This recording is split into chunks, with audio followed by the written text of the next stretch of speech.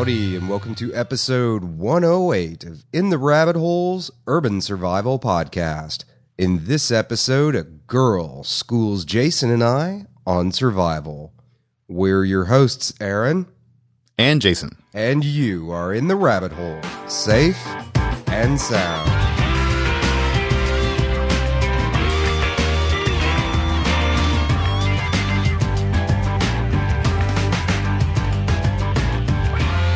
All right, so today we actually have a very special guest. I know I say that every time, but this guest in particular I think is extremely special. I'm partial, so. You are partial, so, because we are here with the Ginger from the forum and Alana Barfield in real life in the non-internet world. So, and you're going to be joining us for at least one more episode for sure, because, well, there's stuff we can't say about you just yet, but it's actually pretty exciting. And once we can actually talk about it, everyone will understand when I say this woman would kick Jason and my butt combined in the woods all day long. For an extended period of time, as a matter of fact. Yes. With very little at her disposal. She's quite an impressive bushcrafter and an all-around very impressive lady. And I would say not the kind of person you would normally expect in survival, since you came from most recently left we'll say high-end luxury goods retail background, surrounded by overprimped mall people. That's putting it lightly. And so you very well straddle the world of, I would say, both survivalist and that's, I guess, kind of the embodiment of urban survival, I would think. Somebody that has that almost yuppie air, even though yuppie has such a nasty connotation. And even you are kind of rolling your eyes right now.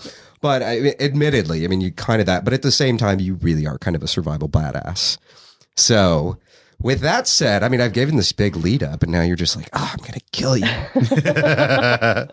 But so let's talk about it, because we've tried to do women in prep before, and honestly, I just didn't feel like it did the topic justice.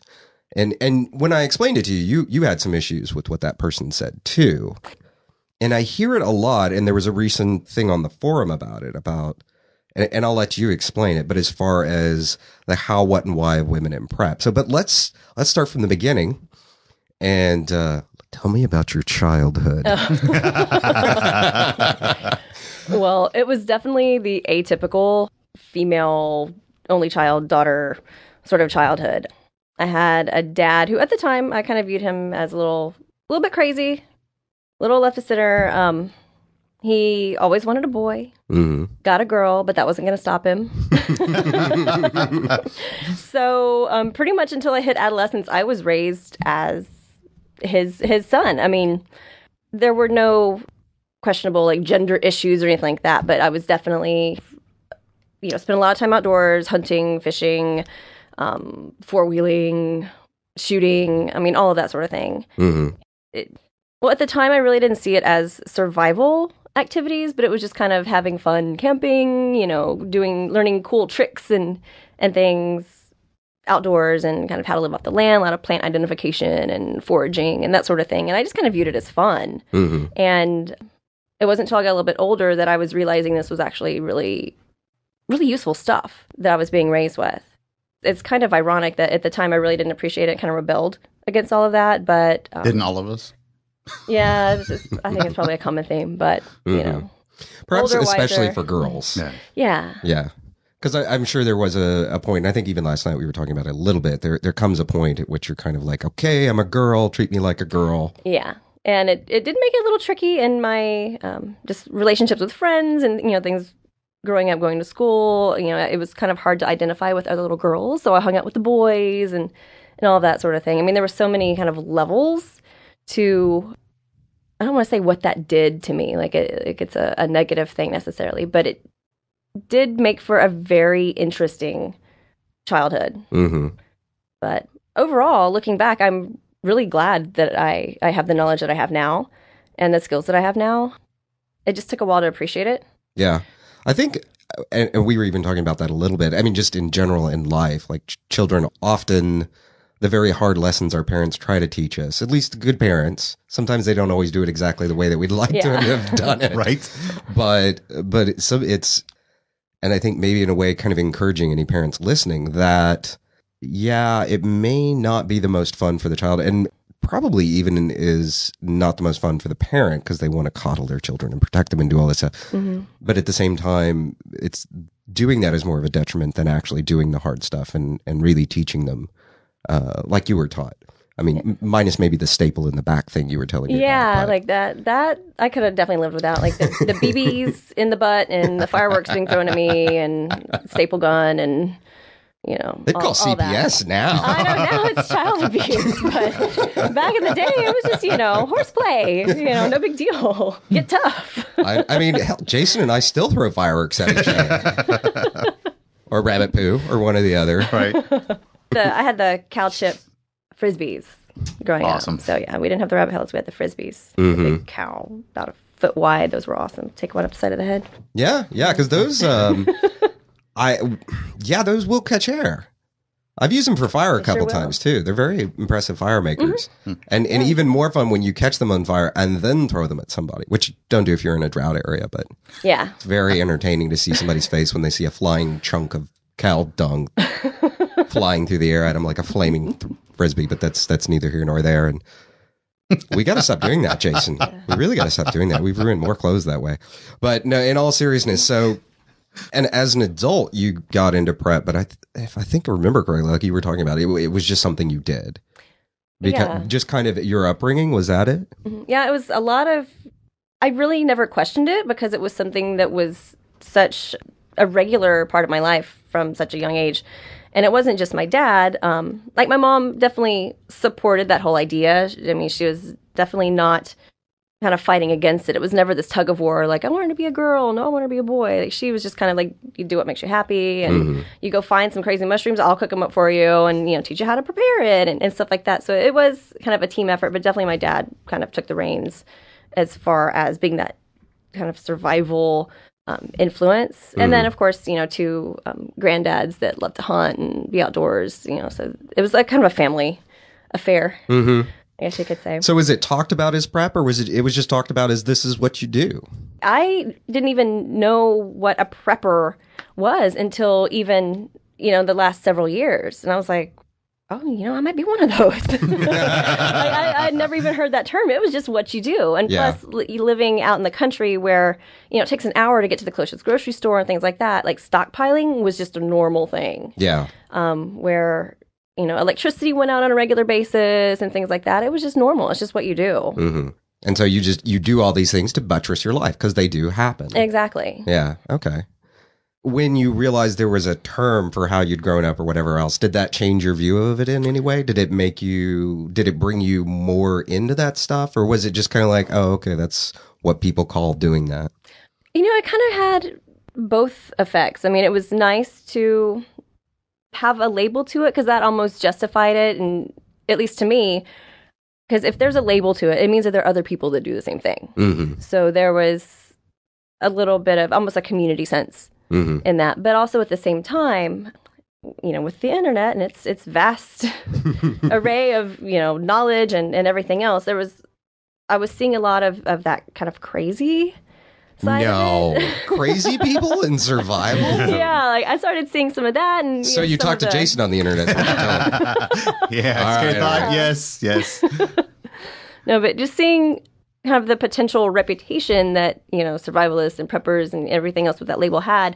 Also, as much as I was excited to have a community or know that there were other people that had the same interests or had the same background, it also at the same time made me a little more protective of that. And I wasn't going out kind of telling everybody, oh, I'm a prepper and I'm a survivalist and this and that, because there was that kind of nuts air about you're one of those people. And I'm all about kind of laying low, and maybe that's part of survival too, is don't advertising. Keep your cards close to your vest. And that's maybe a factor is if people don't know that you have these skills or have these supplies and this gear or whatever, you're potentially less of a target, or people won't look at you a certain way, and Or get the, I'll just come to your freedom. house. Yeah. Exactly. Yeah, that's a big one. I think everyone's experienced that at some point. I'll just come to your house. Yeah, that gets old. Yes, very old. Especially her friends.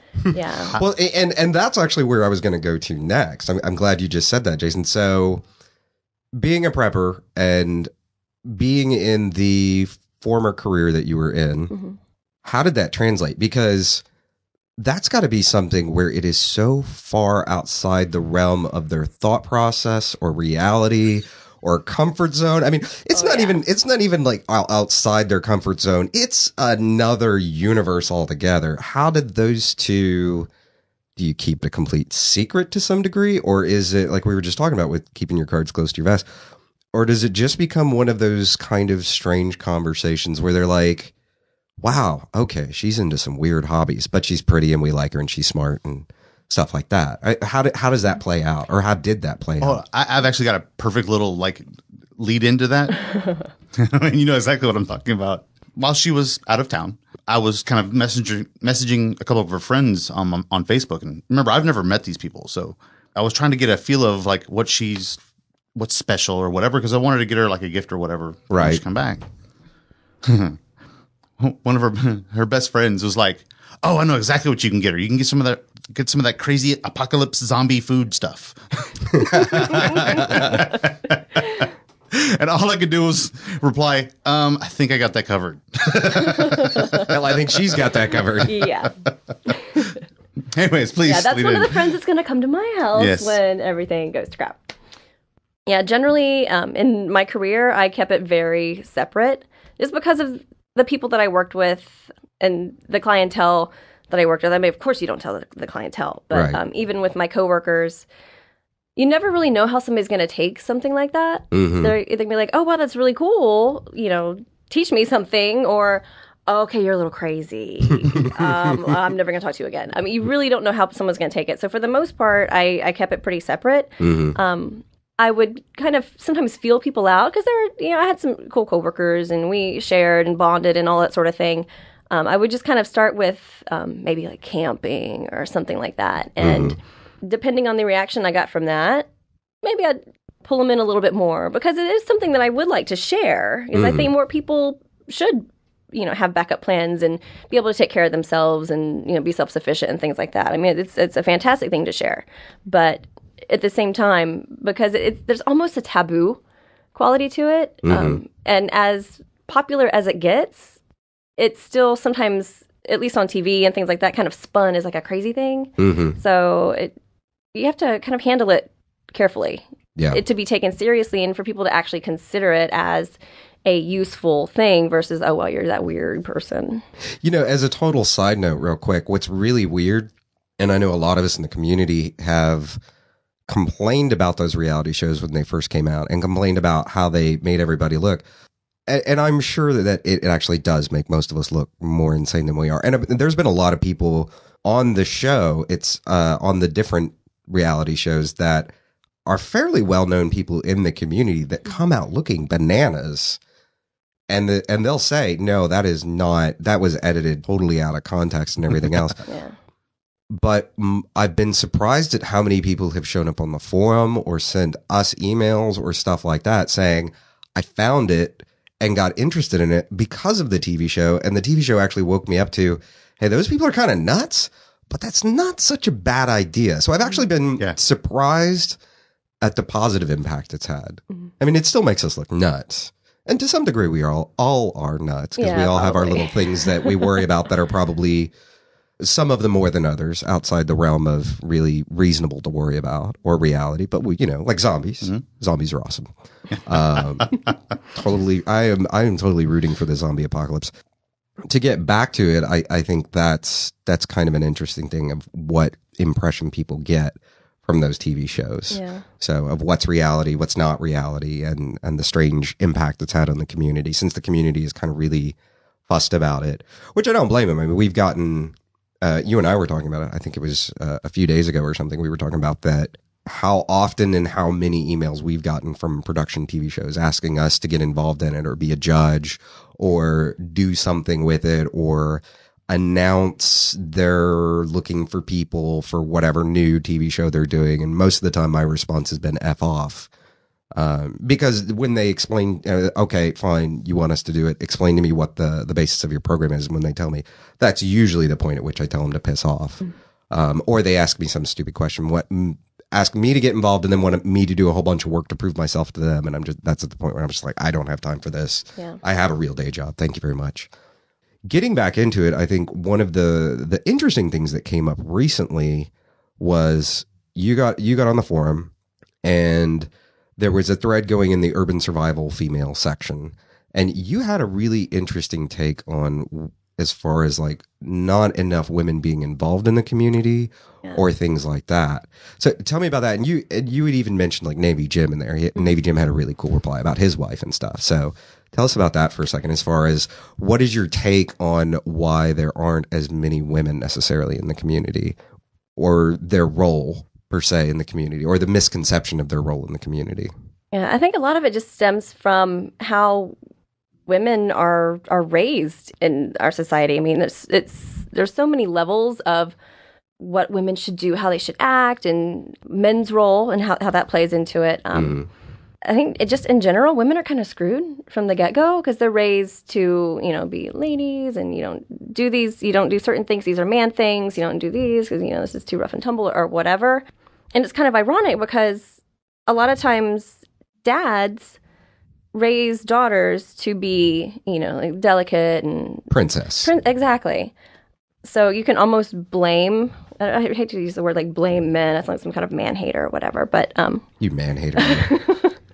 But like men raise daughters to be dependent in a way on men, and it's just ironic that I was raised to be independent and self-sufficient, but also influenced by a man at the same time. So it really could go either direction. But I just think the majority of women take it for granted that a man is going to come to their rescue in a time of crisis, whether it's their dad, their husband, their brother, whatever. And that's, sure, maybe it's an inherent part of how men and women are wired, but in a situation, that doesn't matter. And that's just one of those bases I think would need to be covered. And it's a shame that more women don't take responsibility for their own survival. And even women that are, coupled up in a relationship or something like that, they'll always default to the man, just taking for granted that he's always going to be there. Which is a shame because we're much more likely to do something really stupid and get ourselves injured. I know. I've seen me do it. I've seen him do it too. Actually, I've seen. Yeah, we know. We do it equally. But we do not live as long. We are more prone to injuring ourselves doing something stupid we didn't think through carefully before we did it. And yeah. So, but I think what you were talking about as far as the way we're wired and everything else, I think in some ways that is a bit of truth. Because I can tell you, there was a woman years ago I was dating, and she had a very young daughter. And I think when the woman and I started dating, her daughter was 1 year old, and we dated for 5 years. And I was extremely protective of that little girl and did treat her like a little princess. If she so much as batted an eyelash at me, well, damn it, we were buying the entire gift store out at the Natural History Museum or whatever else. Whereas with the son, I don't think I would have done that. It's that natural tendency to be like, oh, toughen up. Whereas a little girl, you're like, you automatically, you're just instinctual to pick her up and protect her. Exactly. And I think in a lot of ways, that's, as men, that's a detriment. And I think the flip side of that is the learned behavior for women. And that definitely carries on into dating and in a lot of our dating social norms of the man will take care of it. The man will do this. The man will do that. And, just bat your eyelashes and it's done, or done for you. And so I think that, and it makes sense. I mean, it is the path of least resistance. Yeah, exactly. So, and it is one of those things that you can't really get upset about. No, it just kind of is what it is. Everybody's wired. I know I'm probably the exception. I'm like kind of one of the freaks in the whole system. I would more describe it as the diamond in the rough. It's okay, thanks. I dug a whole lot to find that diamond. Come on now. Anyways, sorry. But just in general, it's almost an unnatural thing. Yeah, that's why I guess when I hit adolescence and resisted and rebelled against that whole thing so much, because it is kind of not natural for that female male kind of dynamic. But do you think that's just an American societal type thing? I think that's world over. I think it's over. just a female male, because even in other societies there may be slightly different roles. Even if you look at like tribal societies, and maybe the women do a lot more as far as, you know, like the foraging and preparing of the food, but it's still the men generally that are going out with, you know, the weapons and hunting and bringing back the game, and the women are over there like digging tubers and whatever. There is still very much a gender role that's just instinctive and natural as an animal. As far as I know, there's actually only one societal instance where those roles are reversed and the women do the hunting and the men stay home with the children. Really? And do the foraging and stuff like that. It's, I can't remember the name of the tribe, but they're really interesting to watch. But it is actually the women go out in hunting parties, like I was just saying, and the men stay home. I remember there being a study about it, and like it being a gender roles study, because it was the only instance that anybody's ever really found where those roles were reversed. So it was, and it definitely proved the point. I mean, women can do it fine too. And there was the discussion on the forum where Jen the librarian was talking about upper body strength, or maybe it was Archer Z. I don't remember who said it, but they were talking about upper body strength and all this other stuff. That was And Archer Z. I remember seeing that one. I think as women, and you know, correct me on this because I'm making a giant assumption, and you know what they say about assumptions, but perhaps not having the advantage of that upper body strength, learning to use lower body strength more, and perhaps learn to do it through less brute force and ignorance, as Jason and I might normally do it. So do you find that to be true? Or is it just, you know, make do with it and you haul the kill back just the same? I think that is a factor. I mean, it's not, I mean, I'm sure there's some form of feminist out there that would probably want to kick my ass just for saying this, but men and women are different. Men are stronger physically than women. It's just how it is. They're like larger and more muscular. I mean, it's a physiological difference. I don't think there's any denying that. Although I think women and men are capable of the same end result. We're just going to go about it in different ways. That's where I think that women in survival is lacking, because maybe they don't realize they can do the same things as men. They're just trying to look at it as men or something like that. They're not really taking ownership of their femininity and applying it in that way. Trying to solve the problem the way a man would. Yeah. Instead of how does a woman solve a problem? Exactly. I mean, usually with more brain power than... like, you can get to the same end. Yeah. Just the road there is going to be a little bit different. And I think that's what women need to realize and kind of embrace.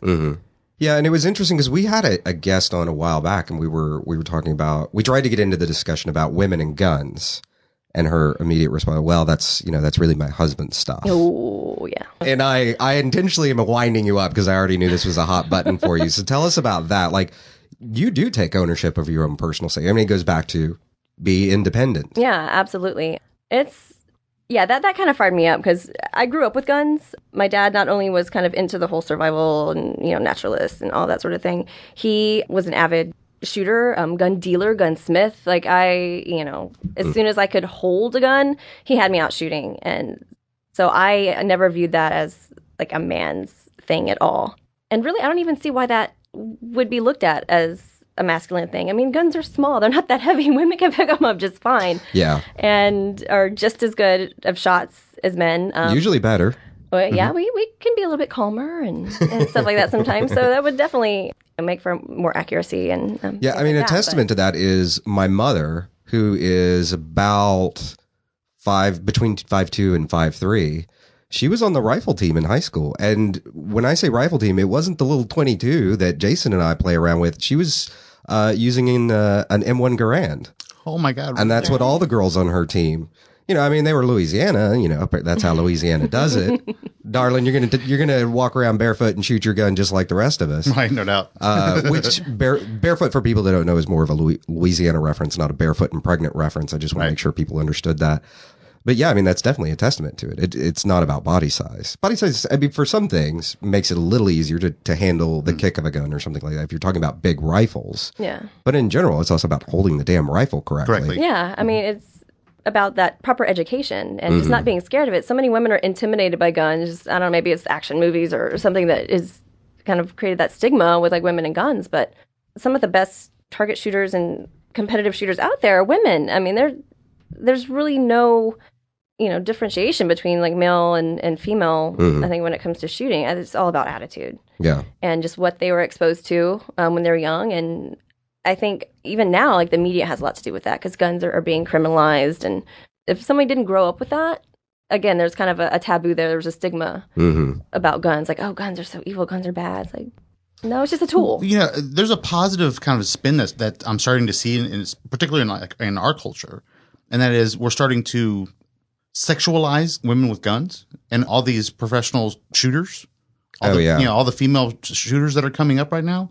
All kinds of media exposure for them in the gun culture. So they're already starting to edify those females. Yeah, it used to be more women posing with guns. Right. And now it's women posing, but they're posing while they're shooting the gun. Yes. Yeah, like there's one, I can't remember her name. And an incredibly amazing shot. I think there was even an instance where I was watching a YouTube video they had on her, because I think she's a contributor to The Truth About Guns, where she was doing yoga poses on the side of a mountain, shooting at like balloons a couple hundred yards away. And I think, what was it? Her rifle of choice was a .338 Lapua. And wow. I know. I mean, it's going back to that whole conversation about it's not about body strength or anything else. It's about sheer talent. I think going back to the whole role model thing, what are your thoughts on that as far as, is it about bringing up women as role models with guns or just making it okay? Like, it's good to have a role model, I guess, but I think it's fantastic that women and guns are being shown in a new light, a more progressive light. Even if it's not about having a role model per se, it's good that it's just being illuminated in a way for it to be okay to idolize that or to emulate that. It's just keeping that door open and saying this is one more thing that women can do and it's okay. And it's important because it really is an equalizer in a threatening situation. Who was saying that? It may have been Navy Jim talking about it. It's been said many a times, but I think most recently in the context of us and what we've been exposed to is that everybody is the same size when it comes to a moving bullet. And that physical size difference and strength difference and everything else goes away when you're talking about dealing with the threat at the end of a gun. Exactly. And that's another reason why I really don't understand why more women aren't embracing gun culture and carrying and things like that, because it goes back to what I said earlier. Women are smaller and tend to be physically weaker than men. You rarely hear about women going and mugging and attacking men, in the Walmart parking lot or whatever. Unless somebody paid a lot of money for that. But that's that's a totally different show about a totally different topic. World. But just on that, even not from a standpoint of like prepping and survival and all of that, just like especially a single woman, or even not a single woman, a woman who ever leaves the house by herself, you think she'd maybe want to be a little more protective of her body, her personal space. The world is crazy. It can be dangerous out there. I mean, just watch the news and the women are like, oh, I don't like guns, they're scary. Like, really? Leaving your house and you being at the mercy of whatever's on the street with you, that's the scary part. Like, yes. Right. Just from a basic standpoint, protect yourself, protect your child, and whoever's with you, keep you and yours safe just out in the world. I mean, you don't have to be paranoid. You don't have to expect bad things to happen. That's one of the questions I would always get to as someone, I have my CHL, I carry it. I don't leave the house without it, sort of thing.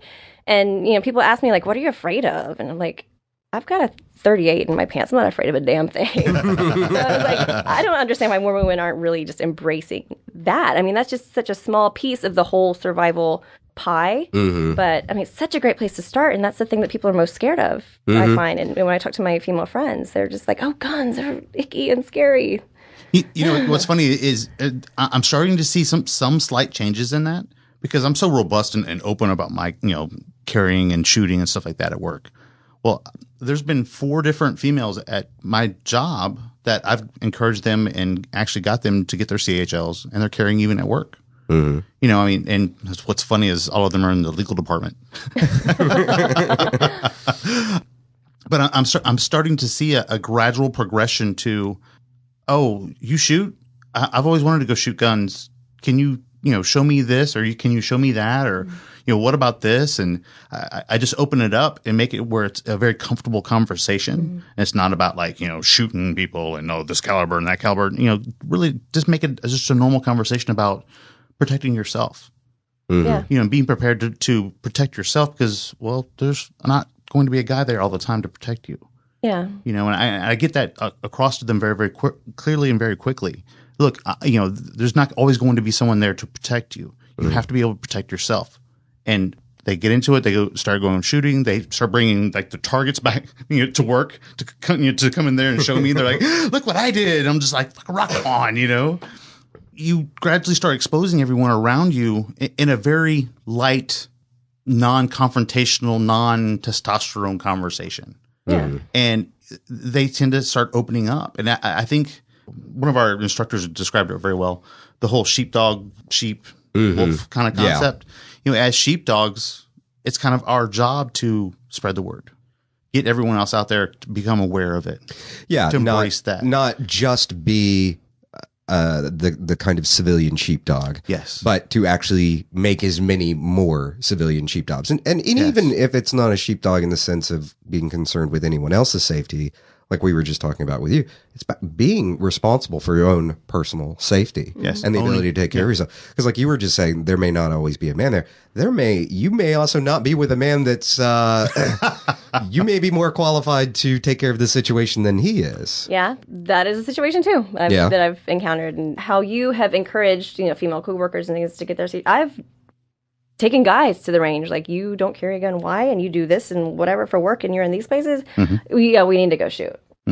So, I mean, it's not strictly just kind of a damsel in distress woman thing. I mean, there's just people in general have such a weird view of just personal protection in that. I think it's become a strange normalcy bias. I think we so badly, it's weird because there's almost this diametrically opposed belief on one hand that the world has become more dangerous, which apparently statistically it has not, but at the same time that being responsible for your own personal safety outside the prepper world, obviously most preppers are pretty concerned with their own safety and stuff, but that sense that people seem to think the world is becoming more dangerous, and yet they're not willing to take the responsibility to do anything about that for themselves.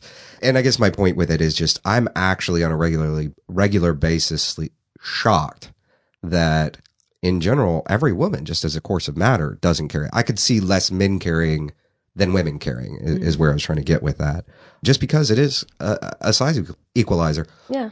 But to kind of get off the gun topic and just to have get back to a higher level topic as far as like women in taking responsibility and everything else, what other areas have you seen where there's been a difference, or where just you yourself do things in your normal everyday life that you wish other women would get more into or find more responsibility with? Or is it just a broader thing you wish more people in general just...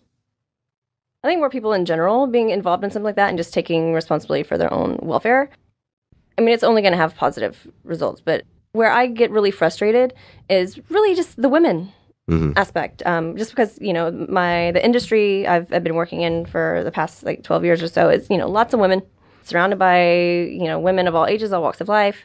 And I find it just to be a very consistent and recurring theme. And it's really frustrating having those conversations, especially people that I've been very close friends with for years and years, still not getting it. Like, it's really hard to break through just, somebody else's upbringing. And it's really hard to kind of rewire people. Yeah, definitely. I think it's almost like something has to happen to kind of jolt them awake. Exactly. So. Yeah. And on some level that even happened with me. Even though I was raised to prep and keep survival and all of that kind of in the back of my mind at all times, you get kind of lazy sometimes. And what really kind of brought me back to reality and made it more real and important for me was Hurricane Ike, of all things. I was in an evacuation zone, couldn't evacuate, so I kind of hunkered down, did one of those things. I had the basics, food, water, lots of toilet paper, candles, batteries, that sort of thing. But whenever I didn't have utilities for 3 weeks and I couldn't leave the house and services were cut off and all of that, it really kind of drove it home how important those little things were. Even though it was a hurricane and in Houston, it happens fairly regularly. I mean, it's not like we never had a hurricane before, but seeing neighbors just scrambling and freaking out because they didn't have basic things and didn't kind of have that mindset and they weren't really prepared for it. It just made it more real, just because something as, I guess, minor overall as a hurricane versus, government collapse, zombie apocalypse, right? Whatever. It's kind of a reality check. something like that. So after that, what was that, like 8 years ago? Was it that long? No. No, that was Was fairly it? recent. No, it was Was it Ike? Or was it... no, Ike, yeah. No, Ike. Okay. It was 2009. Okay. 2009? That's it? Oh, I thought it was further. But I think it's funny that you brought up toilet paper, that you had a lot of... Because that, I think of all the things, like everybody... When they see my stuff, they're like, why do you have so much toilet paper? I was like, have you ever heard about a society collapsing and there being toilet paper? Yeah. I got all the toilet paper I need for the coming zombie apocalypse. And the good stuff with aloe. Which, oddly enough, I have found, this is a totally random, weird aside. If you store the aloe toilet paper, it does not store well. It's almost like the aloe evaporates or something happens to it, because I've recently gotten to the point where I've started to cycle. Like, I built up enough toilet paper stores of Magnificent that I was going back through, and we're talking about pulling somewhere in the neighborhood of 3-year-old toilet paper out. That's been stored in a sort of okay environment for 3 years. And that aloe is just not as good as the fresh stuff. So yeah, I never do the aloe thing, because toilet paper, as essential as it is for its, intended purpose, the aloe stuff doesn't burn as well either if you need to start a fire or something. Oh, interesting. I So, didn't know yeah, that. don't do the aloe. You I've get never extra tried to purpose light out my of it. toilet paper on fire, but that's good to know. Tinder, you gotta have Tinder too. That's true. And That's true. And like paper plates versus styrofoam plates. Well, yeah, that's Yeah. unless you're gonna Biodegradable make napalm. Well, yeah. But that's different. That's a different show on this show. But anyway, we'll make napalm another day. So maybe we'll film that. Maybe we won't. Whole bag of them. Yeah. All right. Back on track. So to kind of keep moving forward with everything, but you've gotten really into plant identification, wild edibles, and stuff like that. What triggered that for you? Because that's a far cry from toilet paper. Yeah, it is a far cry from toilet paper. Well, and hey, maybe not. There are some It depends. pretty comfortable leaves out there too. So even toilet paper is, when you really get down to it, is not that essential. Right. Unless you just, like your comfort, which who doesn't? Plants and plant identification and everything like that. Just, I think the more you can use off the land, like the less you have to store, less you have to buy, less you have to go out and get. I mean, it's knowledge is a tool, Right. And it weighs nothing. Exactly. Whereas everything else, including toilet paper, has a weight associated. yeah, you There's don't only have to so pack much. it. Nobody can steal it from you or anything like that. And I mean, there's so much out there that people, we think are weeds, and we mow them down, we pull them out. I mean, there's medicine, there's food, there's insect repellent, just growing wild in pretty much any environment you can wind up in. So I think that's such an essential part of prepping, of survival, because it's just a huge, just free resource. Mm-hmm. Just read a few books and you're good. Yeah, I was going to ask you, what have you used? Because I remember when I first really started to come back to the topic, oddly enough, aside from finding someone who really taught rifles without having to go to some crazy sniper school, and then eventually finding Project Appleseed, the other one that was the hardest thing to figure out, the hardest thing to find, was someone to teach wild edibles. Now, we did end up coming across Merriweather, who is a local guy. And he's extremely knowledgeable and everything else. And he has an interesting class and a lot of really funny, interesting takes on plants and wild edibles in general, and eating bugs with a popcorn popper. But what did you use for your resource to study about plants and stuff? Really, a lot of that kind of goes back to my childhood again. It was just things that were passed down to me that were just a common part of my home kind of environment and the landscape. So that was really a starting point for me, just kind of going out in the yard and walking out through the pasture and walking with my dad, or my mom was actually, really knowledgeable in that area too. Just kind of walking around them. Oh, look at this, and this does this and this and this, and chew on this, and isn't it funny how your mouth goes numb? That's because blah blah blah blah blah. And it was almost a game. It's just one of those things that kind of stuck with me, and I kind of ran with it. So I would, whenever I could find a book, about medicinals and edibles and things like that, I would try to absorb that, just because I just thought it was neat. I just thought it was cool, and I'm pretty cheap too when it comes to like budgeting. And You're frugal. We won't say cheap. Yes, I'm frugal. And if I can get a salad from my yard, I don't have to pay like $5 for a bag of it at the grocery store, I would rather do that. Okay, now here's the big one. Did you ever have any mishaps on your wild edible adventures where maybe something had an adverse reaction that required non-aloe toilet paper? Actually, luckily, knock on wood, not yet. Because you always just everything in moderation. If you're not sure about something, the universal edibility test is a great thing to know and understand and know how it works. Sometimes if you don't have 3 days to test something out, the elbow and the lip and all that sort of thing, even if you just kind of take a nibble of something and then wait and see, if you're not sure about something, just take it easy. And if you have any kind of reaction at all, just move on to something else. Don't take any unnecessary chances, unnecessary risks. So just by being very cautious with kind of taste testing and all of that, I luckily have had no true adverse reactions other than maybe like a little bit of a rash or something for a day. And then I learned my lesson and move on. Have you found any kind of correlation as far as what things have a bad taste being edible versus what things have either... Well, in most things in wild edibles are not that great to eat, not that great tasting, but as far as like just tolerable.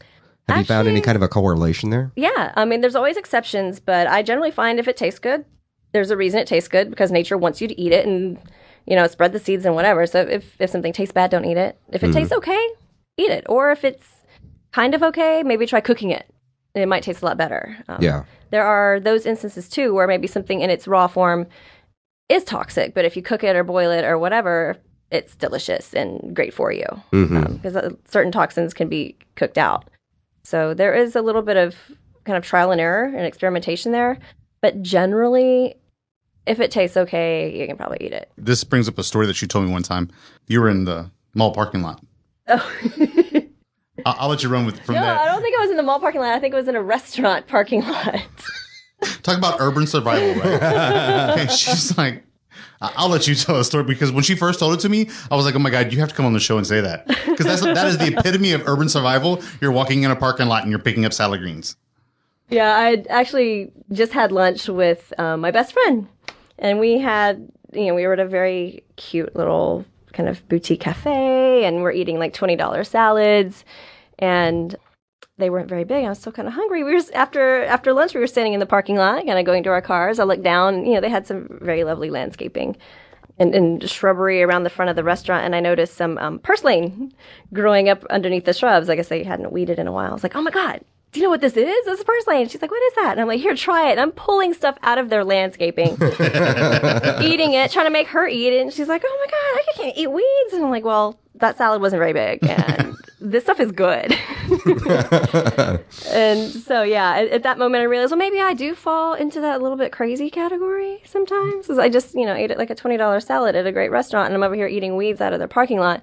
But, it's just one of those things that when you recognize it, you don't even think twice about it. What do you think the weirdest thing is that perhaps we see? I mean, obviously it's going to be different from region to region, but what is something you see on a regular basis that people just don't even think of that is actually editable when you're just walking around through daily life? Is there something? Oh, there's a lot of things. I think like purslane is the big one for me because like the omega-3s that are in that as a plant are just phenomenal. And I don't understand why people don't just like grow that in a garden. They're pulling it out, throwing it out as a weed. Dandelions are fantastic. Yeah. Another underappreciated weed. Oh, yeah. That people are constantly battling. Like they're great. Throw them in whatever.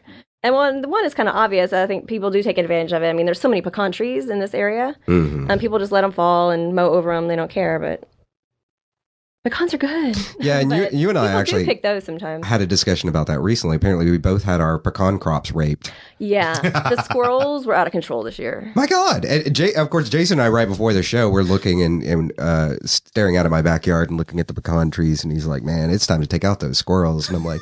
No, I'm fattening them up for the zombie apocalypse. I was like, we just got to thin them out just a little bit. Yeah, I may have to put the suppressor on the 22 and take care of that. Because they did. And like you were saying, too. Like, so I have... Yeah, just stripped. I have 3 good trees in my yard, and they're just gone. Well, you have 3 and they stripped. I only have 2.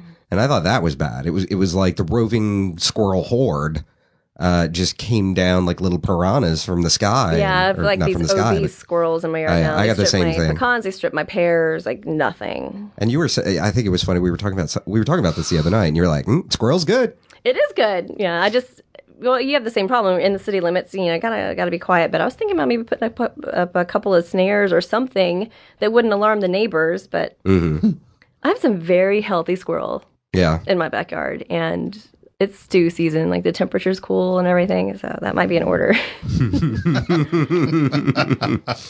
But going back to it, as far as like wild edibles and everything else, and you were talking about Merriweather actually does have. It's not his class, but I know he was going to be at the class. You were telling me about it the other night. Oh yeah, the one like January 4th? Yeah, January 4th. That Saturday. Where is it taking place? It's taking place in Victoria, Texas, at the Welder Auditorium. I think it's at Welder High School. I'll have to double check, but it's Welder Auditorium. And we'll put a link to it in the show notes and stuff. But okay, cool. And what was the topic? It was going to be just wild edibles, or was it going to be edibles? And I think the focus is actually going to be on medicinals. Oh, okay. It was going to be kind of an all day, 9 a.m. to 2 p.m. I think, kind of workshop, field trip, and a little bit of hands on at the end. Like you end up making a tincture of something that you find out in the area. So it's not just a lecture. It's very interactive and it sounds really informative. This will actually be my first formal class of this kind, so I'm really excited. Cool. You had turned me on to, I guess, the production people of this. It's actually the Survival Pathway people. Oh, the guys out of Austin? Yeah. Oh, okay. Human Path. Yeah, that's it. The Human Path. Okay, yeah, those guys are really neat. I keep wanting to go take classes with them. Yeah. And I think you and I talked about we were going to go do that on the summer break. In the rabbit hole summer hiatus this year was actually go try to catch some classes with those guys. But they have a very kind of random course schedule. Yes. I was looking at it and I was like trying to figure out, because we had a little bit of a break and I caught something. I was like, the timing on this is perfect. And you were like, dude, that's from last year. And I'm like, God, who doesn't update their calendar? Which I have the same problem with the local ham guys. Yeah. Like they would never update their course schedule or their classes here for certification and testing. And now if you go to the page, it just says coming soon. And it said coming soon for like 6 months. God. And I was like, I'm finally in a position where I'm like, I'm going to go take my ham certification and get that done. And of course, it's like, now you can't even do it because you can't find the damn schedule here locally. So I don't know, whatever. Anyway, back frustration. to frustration. But I think one of the funniest things that you and we won't talk about perhaps the full scope of how this came up, but one of the funniest usages and probably one of the most girly usages of a wild edible, making your own coconut oil. Oh yeah, coconut oil as an eye cream. It's a fantastic eye area moisturizer and also lips and cuticles and great on dry ends of your hair, sunburn, abrasions, cuts, bites. I mean, it's amazing. Very cool. I think that was one of the funniest uses when you were telling me how you used it. I was like, that is freaking hysterical. I would, you know what? Now, if I'm ever in the same situation, I would do the same thing.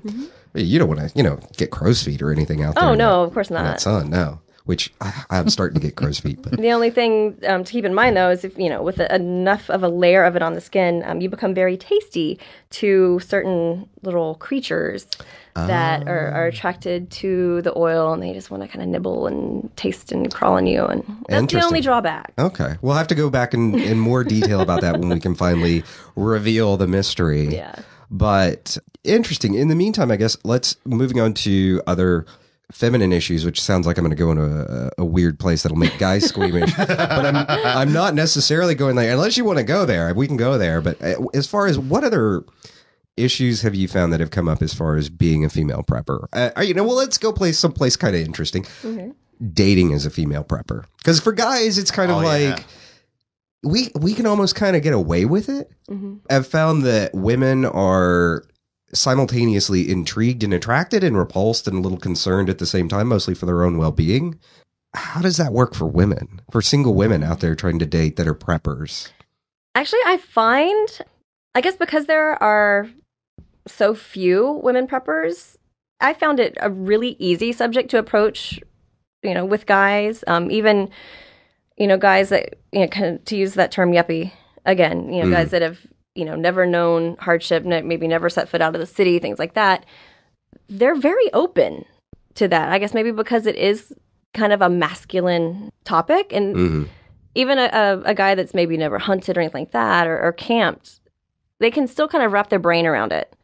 And I found that, guys that I've dated in the past, it doesn't take long before they're way into it and they're prepping their asses off and everything too. Like they're very receptive. Interesting. I guess perhaps it's almost a piece of their masculinity missing, which also lends itself to asking, do you find that non-prepper guys, do they find it intimidating? They actually do a little bit. And they're like, you do what and why? And but after a while, they think about it and they're like, oh, yeah, that's actually a really good idea. And like, oh, I saw this knife at Academy. What do you think about it? And, they kind of get into it. It's almost something that we can kind of do together. And maybe because it's something that not a lot of women do, it's almost a bonus. I would say, I think even thinking of that before I really came back to survival and prep and kind of had my hiatus from it, like I think almost all of us have, at least all of us that in some way grew up with the concept and then rebelled against it at some period, and then or just kind of walked away from it to pursue careers or families or anything else, and then came back to it. I would say even during that period, if I met a girl that was into camping or anything like that, I'd be like, oh my God, that's totally badass. Yeah. So, but I've always had that kind of mentality and always enjoyed camping. But I think that's interesting to talk about guys that don't have that kind of background, that they caught into it so fast, and that it does give you that distinction and that bonus of, oh wow, a girl that, does kind of crazy cool stuff. Yeah, even guys when I've kind of expected them to be a little kind of shy of it or maybe take it in a weird way because they're so metro or whatever. I haven't had any pushback from that ever. Like it's always like, oh, well, cool, tell me more about this and how'd you get into that? And then I guess because it's ingrained in probably all men to have that protective quality, even if it's never really been triggered before or they weren't brought up like that, it's very easy to turn that switch on. At the end of the day, we all do have testosterone coursing through our veins, and it does tend to make us easy targets for shiny toys and playing with mud and dirt and stuff. Exactly. Like it's been very, very easy to have that conversation with other men, whether it's, on a dating level or just, friendship level. Just guys in general are very receptive to that, where it's the opposite with like my female friends. I think a lot of that does, again, come back into just general upbringing and instinctive behavior and things like that. It appeals to that protective quality that men have. So it's a really easy transition. I'm not even speaking for myself. Those traits in a female to me would make her look that much more attractive to the most typical male, because it's a very male bonding kind of activity. And here's this beautiful woman that likes to do all these things. Yeah. It's like, bonus. I was just curious because I know when there was in the period of my life where I was spending, we were joking about last night, more time in the gym than I should have. And just by nature of spending that much time there, I ended up dating a lot of female trainers. And I wasn't dating any of the female bodybuilders. I was dating the girls that were fitness models that were like, they had a six pack and everything else, but they didn't have the giant shoulders that were bigger than mine. And it was odd because I would find a lot of guys that were like, oh, you like girls like that? That's it. And I'd be like, yeah, what's, and they're like, I want a girl and women should be soft. And I'm like, I see no reason for that. I mean, sure, soft women are nice too, but I like a very athletic girl and, or woman, I should say. And so, or better put, I'm an equal opportunity offender, but it was just interesting. So I was curious. It was almost a challenge to their masculinity. And so I was curious if that was the experience, if there was a pushback on it simply because it was a challenge to their masculinity that they hadn't done those things that we typically associate with men doing or having done as a kid, gone to Boy Scouts or something like that. Yeah. But it doesn't sound like that was the case. Yeah, not really. It started out kind of as a novelty. That's always kind of the tone of the initial conversation and, like, oh, let me show you my guns and you can hold it. It's okay. and you can touch it. Well, it's a different show. So... Anyway, love it. That's interesting to know. What other, I think, as a woman, what other things as far as prep goes would you say have been challenges, or perhaps things that most people might think would be a challenge, but actually, like we were just talking about, actually wasn't a challenge at all? Quite the opposite. Well, one thing people always, everyone's mind always goes to like female cycles and all of that too, which I guess because there is a lack of feminine presence in that community. There's also a lack of feminine gear, kind of geared towards that, like feminine hygiene and things like that. I mean, because let's face it, it is a female fact and issue that will need to be addressed periodically in a time of, bugging out, bugging in, running, hiding, whatever. So yeah, that's one of those things that I don't think anyone's really perfected yet. That's interesting, though, as far as gear. What gear is missing? I mean, I don't know. I don't have the right equipment, so I've never used the product, so I don't know. How does that not work right? Does it...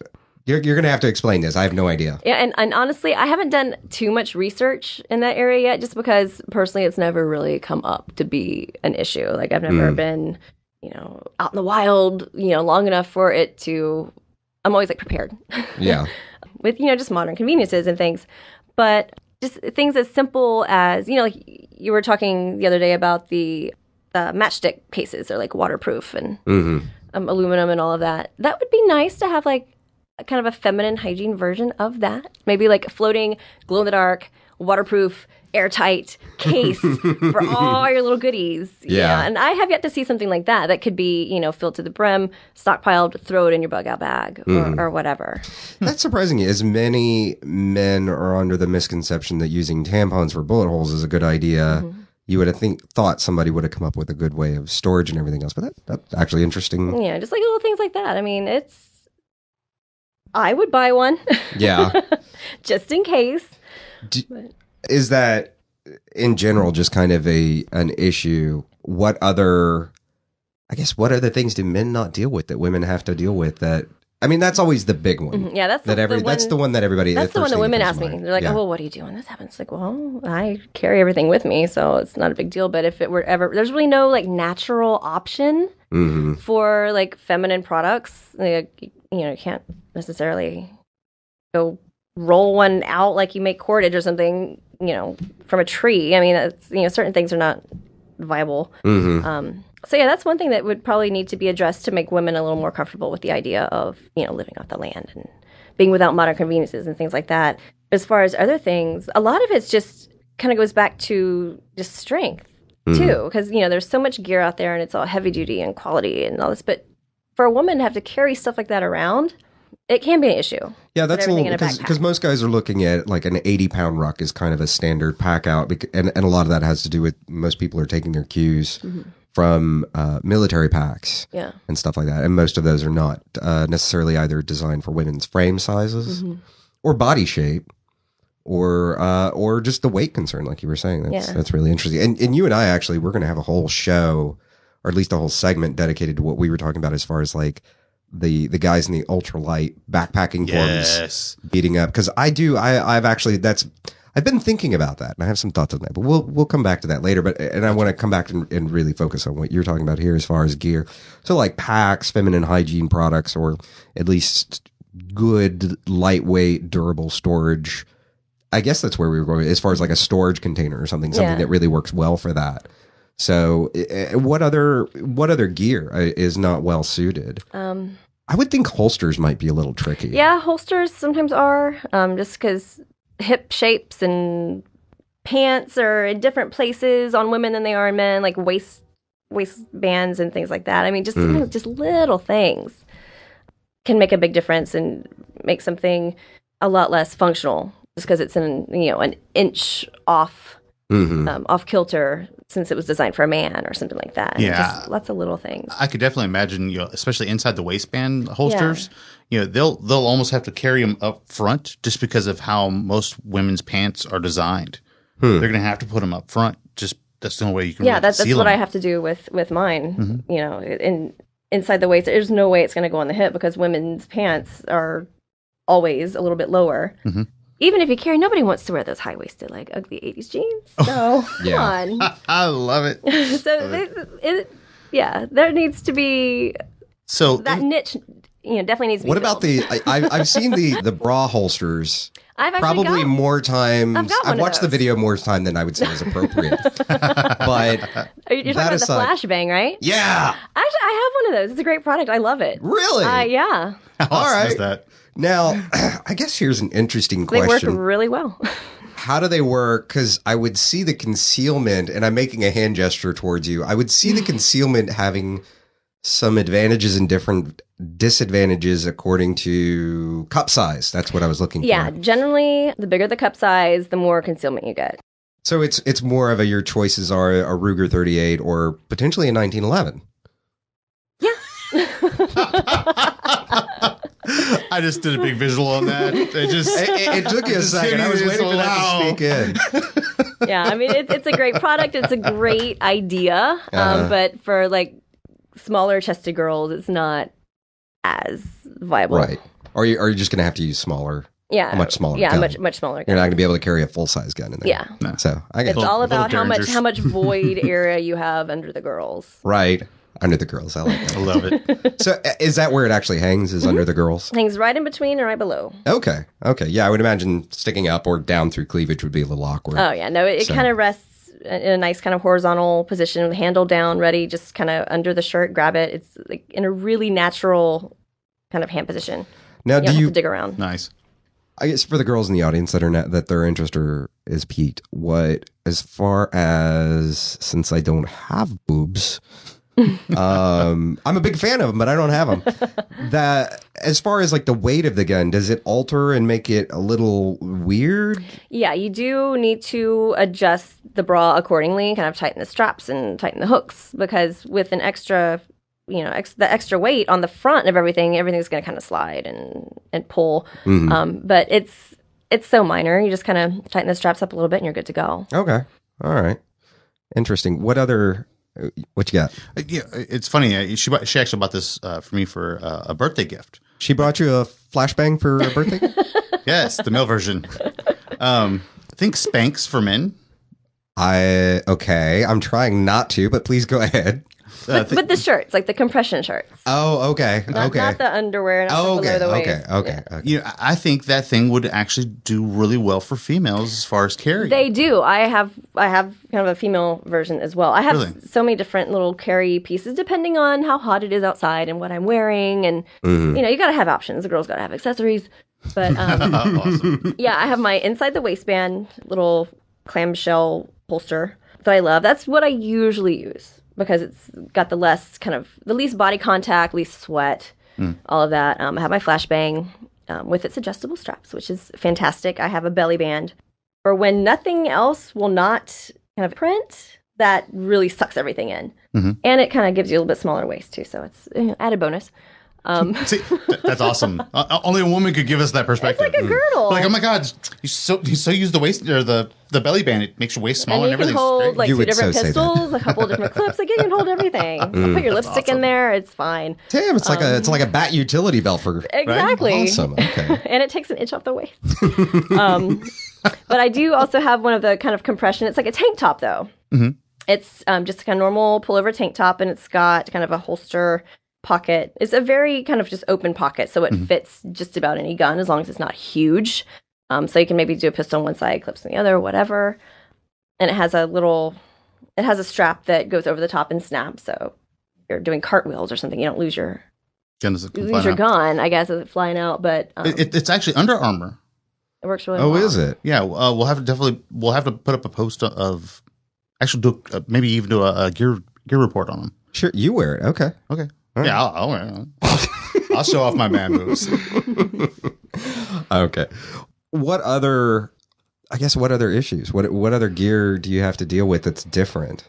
A lot of it just comes down to sizing because everything is so oversized in general, whether it's holsters, belts. I mean, they have sometimes women's versions of things, but they're not really proportionate. They might be a little bit smaller, just a smaller scale than the men's, but sometimes, if it's like the shirts and things, they're still going to squeeze and compress. They're not really made for curves. They're just a little bit smaller than the man's version. Yeah, they designed it for men, and then men, like we were talking about the other night, women should never design men's zippers. Yes. And that was a random conversation, but much in the same way, they just kind of go, oh, well, for women, we'll just shrink it down. Yeah, that's instead exactly of what they do. And taking into account the geometry is different. right, yeah. Okay. It's not really ergonomic to a woman's like hip bones or sternums or, anything. So it takes a lot of trial and error, and sometimes you have to kind of customize things yourself.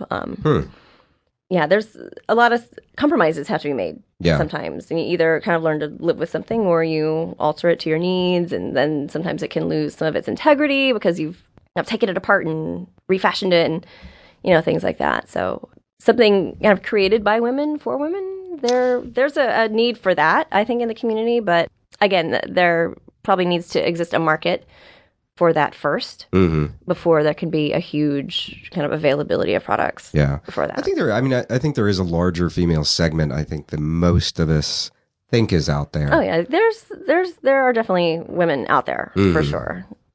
Just not, obviously not as many men. I mean, I can even look at the demographic statistics coming in, just looking at our web traffic, that the proportion of men to women. And I want to say it's like 70% men and 30% women.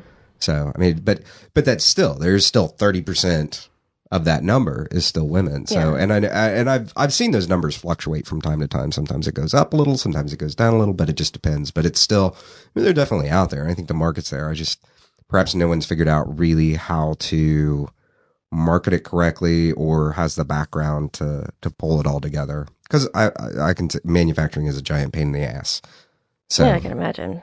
And just getting a product right, especially a product when there's potentially a lot of liability involved in it. Yeah, true. That gets tricky. But hopefully we'll see something cool, titanium feminine hygiene product container. That floats. That floats, of course. Because canoeing. Actually, that actually is an issue because I've had issues where I've been out canoeing and dumped, and my dot bag was not in a watertight bag, and my toilet paper and all the rest of my stuff was ruined. So my facial moisturizer got lost. So, well, awesome. I think we're just about there at time, but I do want to wrap up and want to let people know that we do have some more exciting stuff coming. And Alana, I surely appreciate you coming on, and I look forward to seeing more interesting conversations that you're going to have on the forum from time to time. We won't pressure you too much to get on there, but at your leisure, madam. And again, just thanks for being on, and we really appreciate it. Well, you're very welcome. I really enjoyed it. And before we completely close out today, you audio nerds in the audience have probably heard there are some plosives and pops and other fun and exciting things going on in the audio today. It seems the tactical Weimaraner alert system felt we needed new pop filters and ate the ones we had. So we should have some new ones in by next time, and you shouldn't hear all those annoying pops and hisses and whatever else was in the show today. So anyway, with that, we wrap up episode 108. Thank you for joining us today. In the Rabbit Hole isn't just a podcast and a blog. It's also a community. The best way to connect to that community is by joining me and the other rabbit holers on the In the Rabbit Hole forum at forum.intherabbithole.com. Remember, survival chi starts with community. So come join me at forum.intherabbithole.com and let's talk about all things preparedness. From the Lone Star State, till next time, stay safe and sound.